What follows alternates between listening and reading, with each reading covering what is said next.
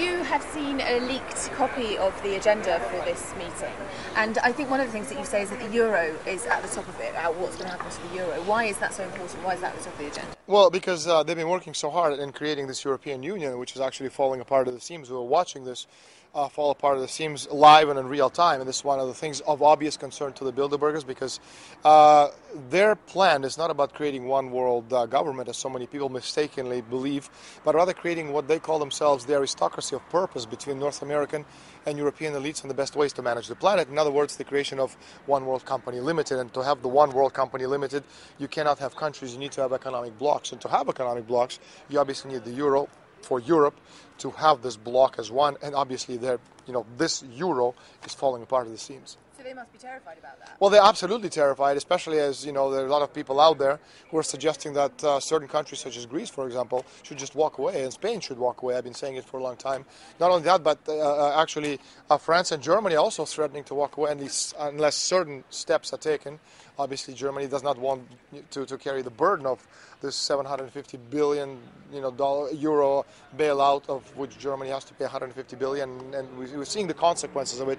That simply the people are sick and tired of what's going on, and the people are beginning to lose their fear, and that's what terrifies them more than anything else. It's not that euro can fall apart; it's the fact that people are beginning to lose their fear.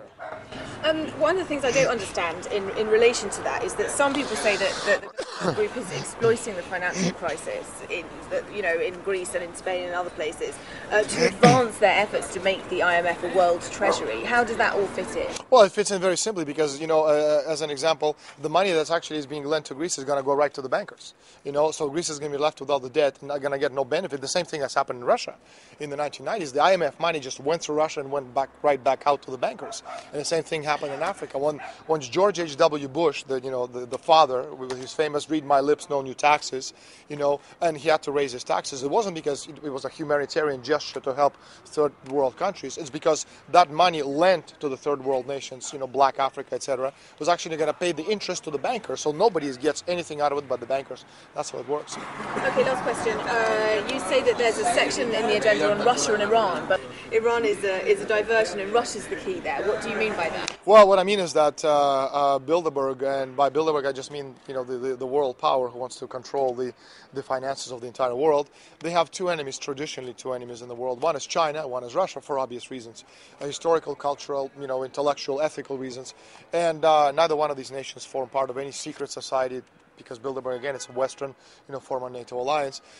Militarily, China it's been proven not to be an enemy because they simply don't have the technology to fight against NATO alliance.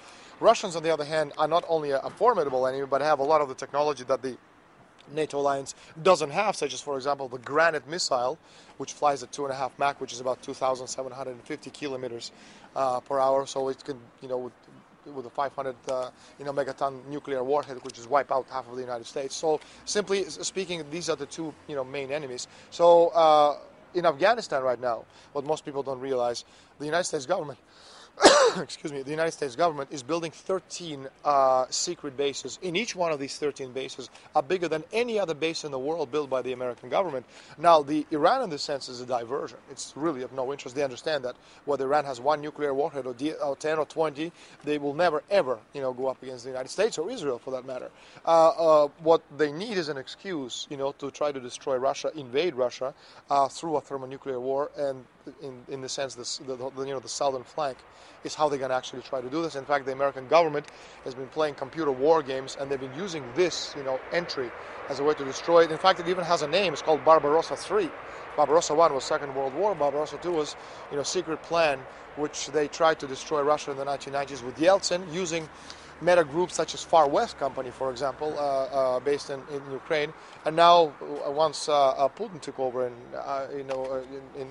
after Yeltsin was literally, dropped as the president of the country for the good of the nation, then the new operation was put into effect, Barbarossa III. In this particular case, they're using another famous Russian character, Viktor Bout, who is now in prison in Thailand, awaiting fighting extradition to the United States, as another pawn in this geopolitical world game of trying to discredit Russia, because, again, they need to destroy China and to destroy Russia, and then without these two nations, they can have their One World Company Limited.